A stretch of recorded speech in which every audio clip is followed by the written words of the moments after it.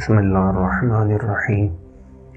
امیر المومنین کلمہ حکمت 432 میں اولیاء کی صفات بیان کرتے ہیں۔ ان میں سے آخری صفت یہ ہے وَرَعَوْا اسْتِكْثَارَ غَيْرِهِمْ مِنْهَا اسْتِقْلَالًا وَدَرَكَهُمْ لَهَا فَوْتًا، اور دوسروں کے انہوں نے دنیا کو سمیٹنے کو کم خیال کیا اور اسے حاصل کرنے کو کھونے کے برابر جانا۔ اس دنیا میں انسان کو بھیجنے کا مقصد غرض امتحان الہی ہے۔ ہر موقع پر امتحان ہے۔ جس وقت انسان دنیا کے حصول میں مشغول ہوتا ہے آخرت سے غافل ہوتا ہے۔ اسی وجہ سے دنیا کی مذمت کی گئی ہے کہ یہ آخرت بھلا دیتی ہے۔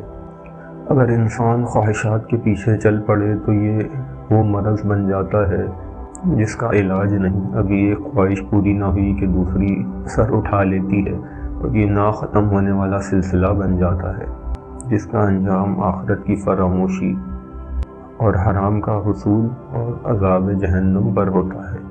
خداوند متعال سورہ شورى میں ارشاد فرماتا ہے من کان یرید حرث الآخرۃ نزد له فی حرثہ ومن کان یرید حرث الدنیا نؤتہ منها وما له فی الآخرۃ من نصیب۔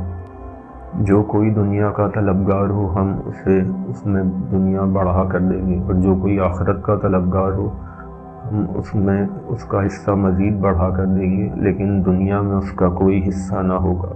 کیونکہ جب انسان خواہشات کو کنٹرول نہیں کرتا تو بڑھتے بڑھتے بات اس حد تک پہنچ جاتی ہے کہ اب حلال طریقے سے اسے پورا کرنا ممکن نہیں رہتا، لہٰذا یہ بڑھی ہوئی چاہت اور خواہشات کی پیروی اسے حرام میں مبتلا کر دیتی ہے، اور حرام کا انجام تباہی و نابودی ہے۔